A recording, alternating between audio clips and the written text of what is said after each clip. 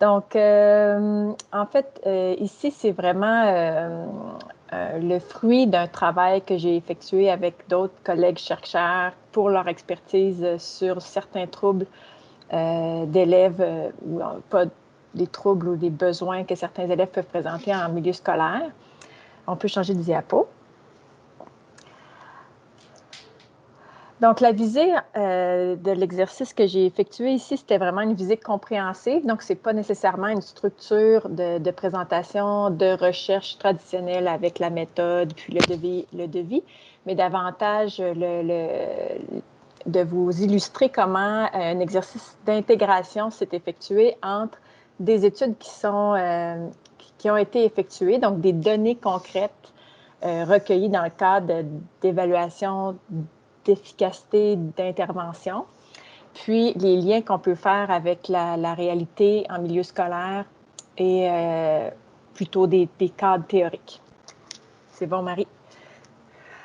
Alors, l'idée de l'exercice, au niveau du contexte, c'est vraiment le contexte du courant de l'éducation inclusive où, en fait, depuis plus d'une vingtaine d'années, on incite ou on influence les acteurs du milieu scolaire à voir tous les élèves dans leur unicité. Donc, plutôt que de les voir sous forme avec une visée déficitaire ou des troubles, on cherche plutôt à voir c'est quoi leurs caractéristiques et leurs besoins uniques, leurs besoins hétérogènes. C'est aussi des mots qu'on utilise ou qu'on entend régulièrement.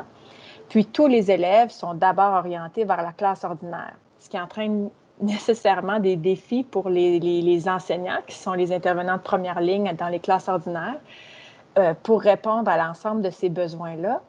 Puis, une des préoccupations majeures, c'est souvent de se dire, ben, en fait, comment je fais pour répondre à l'ensemble des besoins de mes élèves sans plutôt, tout en assurant un enseignement de qualité. Donc, il y a comme un décalage entre les interventions qu'on va dire réputées efficaces. Donc, par exemple, les troubles neurodéveloppementaux comme la dyslexie, le trouble du spectre de l'autisme, le trouble déficitaire de l'attention avec ou sans hyperactivité, ou encore, on entend la dyspraxie ou le trouble développemental de la coordination. Il y a des études spécifiques faites auprès de ces enfants-là pour voir qu'est-ce qu'on peut faire pour intervenir. Par contre, ça devient difficile pour l'enseignant de connaître l'ensemble de ces stratégies-là ou l'ensemble de ces interventions-là pour pouvoir les mettre en œuvre de façon efficace. Donc, comment on fait ou comment on peut soutenir les milieux scolaires à organiser les services? C'est la question qu'on s'est posée. Marie-France, tu peux passer. Donc, de par le courant de l'éducation inclusive, il y a un cadre de référence multiniveau qui a émergé qui pourrait peut-être favoriser l'arrimage, si on veut, entre les interventions qu'on dit réputées efficaces par les études empiriques, puis l'organisation des services scolaires qui sont vraiment plus sur le terrain et plus au regard de la faisabilité de la mise en œuvre de ces interventions-là. Donc, rapidement, ici, j'ai défini qu'est-ce qu'une intervention réputée efficace. Donc, c'est vraiment des études, des interventions dont l'efficacité a été démontrée généralement pour une population spécifique. Donc, ici, c'était pour les populations ciblées avec des troubles neurodéveloppementaux, avec un objet d'étude évaluative, avec des mesures pré- et post-intervention. Un devis qu'on dit expérimental ou quasi-expérimental, puis qu'il y a des effets significatifs sur l'amélioration du rendement scolaire, par exemple, l'adaptation personnelle, l'adaptation sociale.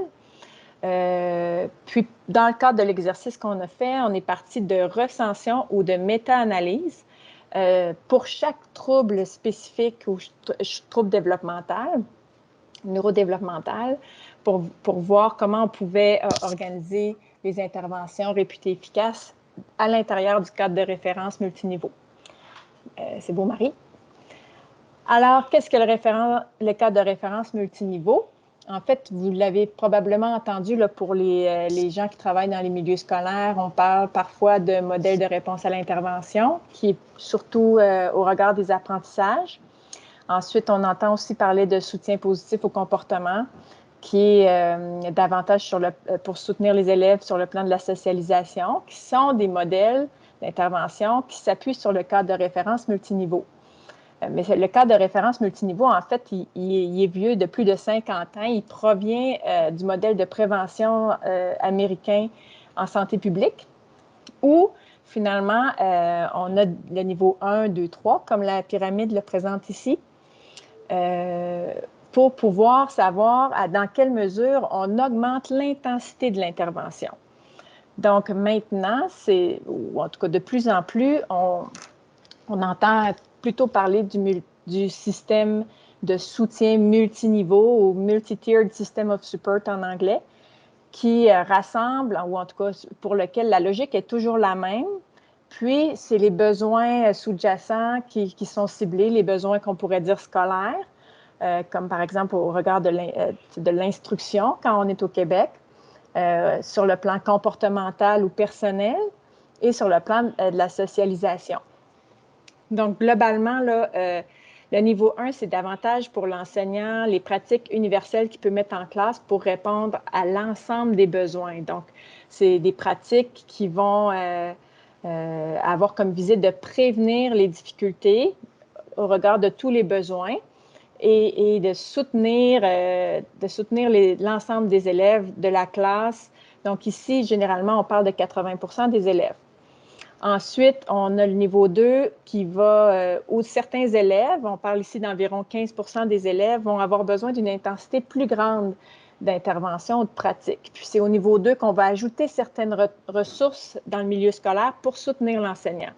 Donc ici, on va parler de l'enseignant ressources. Ça pourrait être l'orthopédagogue, le professionnel non enseignant comme un psychoéducateur, un TES, qui pourrait soutenir l'enseignant à implanter ou à mettre en œuvre des interventions ou des pratiques qui sont peut-être plus ciblées selon les besoins spécifiques ou particuliers de certains élèves, donc 15% des élèves. Ici, c'est une vision de protection ou d'annulation de l'effet adverse de certains facteurs de risque.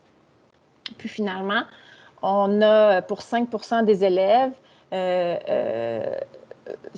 on aurait recours à des interventions qui sont d'une intensité beaucoup plus grande, donc qui exigent plus de ressources dans le milieu, plus d'intensité, plus de fréquence et pour une durée plus persistante d'intervention ou qui va être dirigée par d'autres individus que l'enseignant seul dans sa classe.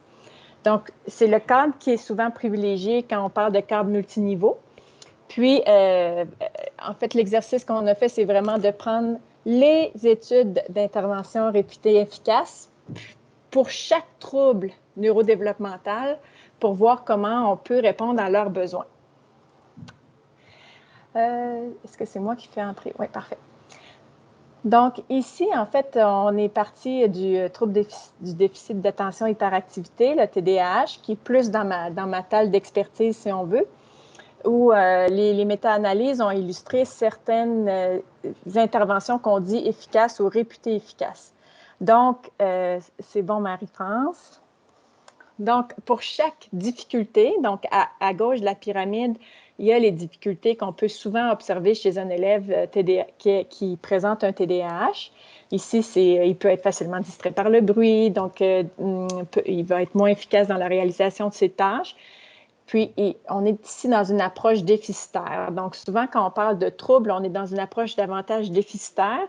En milieu scolaire, on va comme tenter de voir la situation d'une autre façon. On va plutôt avoir une visée centrée sur les besoins ou quelles sont les habiletés qu'on doit développer chez les enfants pour pouvoir, donc on parle de besoins éducatifs, quelles sont les habiletés pour pouvoir amener l'enfant à faire les apprentissages attendus. Donc ici, le besoin correspondant serait développer sa capacité attentionnelle. C'est correct, Marie-France?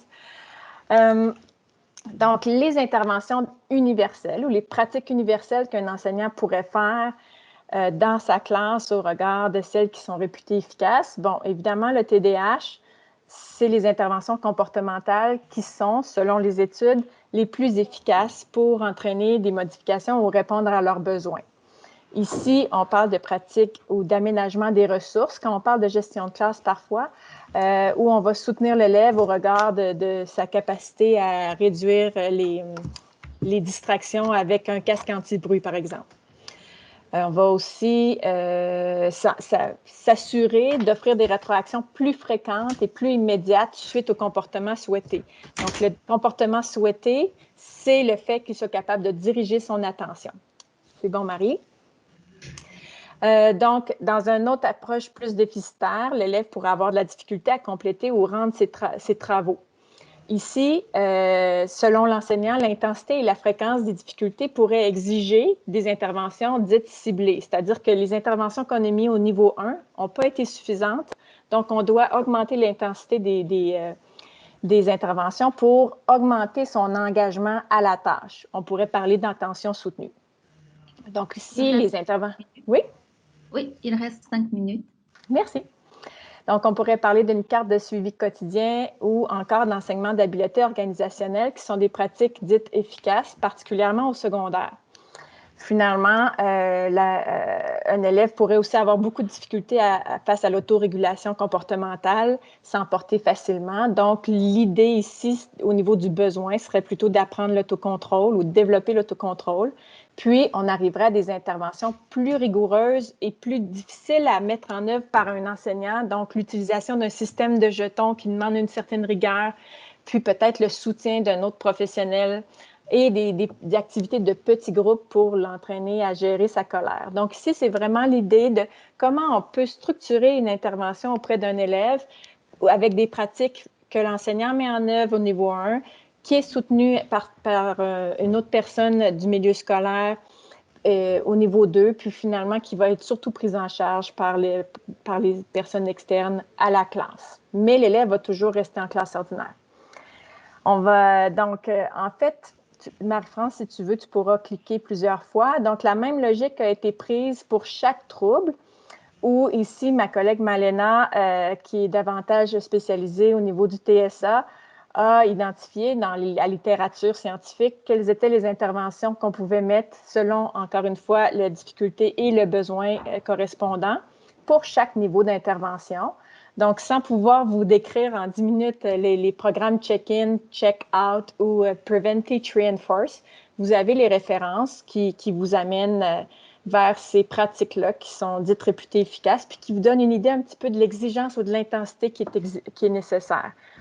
Donc, Marie-France, tu pourras faire la diapo 7. Donc, on a fait la même chose pour le trouble développemental de la coordination, qui est davantage ma collègue Claudia Verret.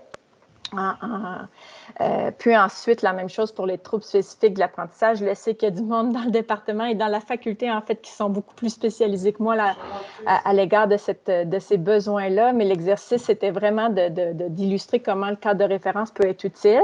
Ça nous amène à la diapo suivante qui nous montre, en fait, donc, que pour répondre à la diversité des besoins des élèves, ça exige une diversité de pratiques, puis qui n'est pas nécessairement centré sur le trouble neurodéveloppemental, mais peut-être c'est les besoins éducatifs des élèves.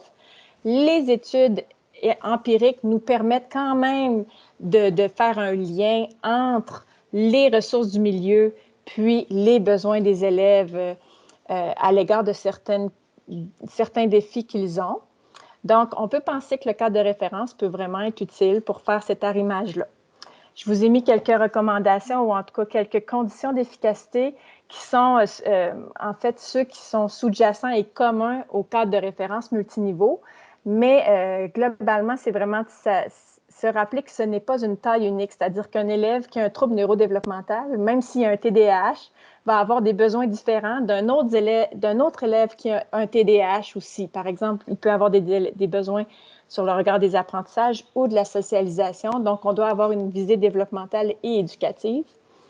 Impliquer les parents particulièrement avec les élèves qui ont des difficultés de socialisation. Il semble qu'avec les élèves en difficulté d'apprentissage, ce ne soit pas un défi ou moins un défi. Puis enfin, ça implique encore d'autres cadres de référence au regard de l'importance du développement professionnel. Donc, ici, je vous réfère à regarder la présentation de ma collègue Marie-Josée Letarte sur Tamarin. Voilà!